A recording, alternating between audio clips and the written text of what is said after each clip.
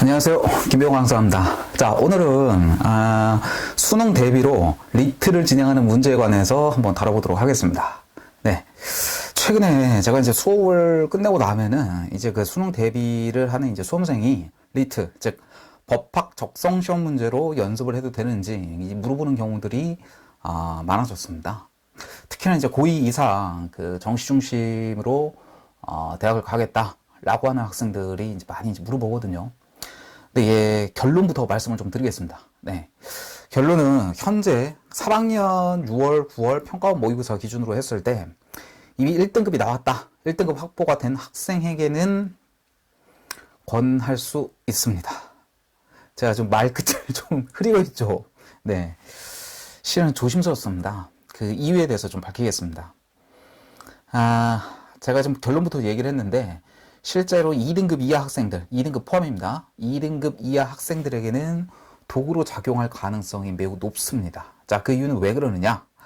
제가 지난번 그 영상에서 그 수능 기출 분석 같은 경우에 엄밀하게 얘기해서 교육청 문제가 아니라 평가원 문제에 한정해서 접근을 해야 된다. 그래야 실질적 효과를 가질 수 있다. 라고 얘기를 했을 겁니다. 자, 이유는 같아요.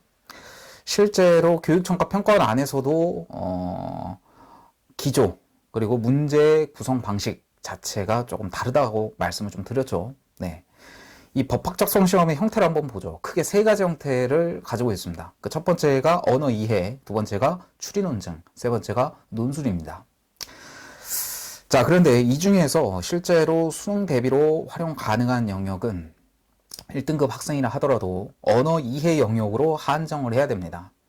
현재 언어 이해 영역 같은 경우에 리트에서 독해력 그리고 종합 사고력 부분을 측정하겠다라는 취지로 문제를 만들고 있어요. 근데 이런 점에서 현재 수능국어 비문학 대비로는 대비로 이제 사용할 때 그 취지와 현재 수능 독서의 취지와 조금 유사한 측면이 있어요. 그러니까 그런 점에서 실질적으로 활용 가능한 부분은 언어 이해 영역이다. 그래서 추리 논증이나 논술까지 건드리지 마시라. 네, 이렇게 말씀 좀 드릴 수 있겠습니다. 다만 아까 제가 이제 그 1등급 외에는 별 효과를 못 본다라고 이야기를 했는데 실제 예외는 좀 있어요. 어떤 예외냐? 2등급 이하 학생인데도 불구하고 비문학 독서 영역에서 좀 특화된 학생, 즉 모의고사를 치렀을 때 비문학 독서 파트에서 다 맞는다 또는 하나 정도 틀리는 정도다 라고 이 정도로 경쟁력을 가진 학생이라면 연습을 해봐도 좋을 것 같아요. 그런데 실제 그 수업 현장에서 보면은 이렇게 비문학만 유독 잘하는 이런 케이스들이 잘 나오질 않습니다. 10명 중에 2명, 3명, 3명도 잘 안 돼요. 한 2명 정도입니다. 네, 그런 점에서 쉽게 권하지 못하겠다 이렇게 말씀드릴 수가 있고요. 물론 이제 학습을 하는 데 있어가지고 무조건 효율성만 따질 수는 없어요. 네, 필요에 따라서는 거리가 멀어 보이는 글들을 읽는 것도 도움이 될 때가 있거든요. 근데 그럼에도 불구하고 이런 부분들은 전문가에 의해서 세심하게 선별이 되고 그리고 어떤 교육적으로 의도된 목적이 있어야 됩니다. 그래야만 그 효과를 볼 수가 있다. 이렇게 말씀드릴 수 있겠네요. 그래서 지금 현재 당면한 과제도 제대로 소화를 못하는 학생이라고 한다면 그런 학생이라면 어떤 다른 방향의 어떤 비효율적 학습을 유도하는 것은 그렇게 교육적으로 바람직하지는 않다. 이렇게 말씀드릴 수 있겠습니다. 네. 결국 제가 이제 오늘 얘기했던 그 리트 활용이 결국 그런 셈에 해당된다. 이렇게 볼 수가 있겠고요. 제가 비유를 하나 들게요.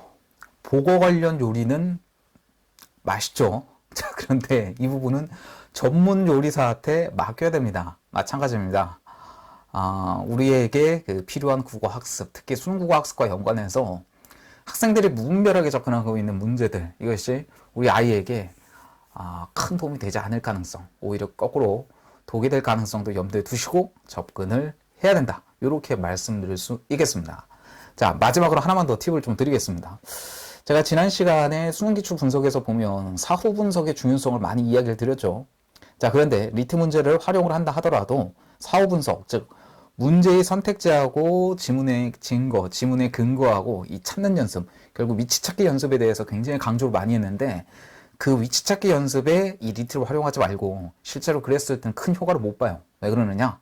실제 선지에서 나타나는 정답과 오답의 선정 구조가 다르게 형성되어 있어서 그렇습니다. 그렇기 때문에 실제 활용을 한다 하더라도 지문 자체의 이해, 그러니까 내용적 이해, 그리고 문단 및 문장 구조의 어떤 독해, 그 정도의 초점을 맞춰서 연습을 하고 활용을 하시는 게 바람직할 거다. 이렇게 말씀드릴 수 있겠습니다.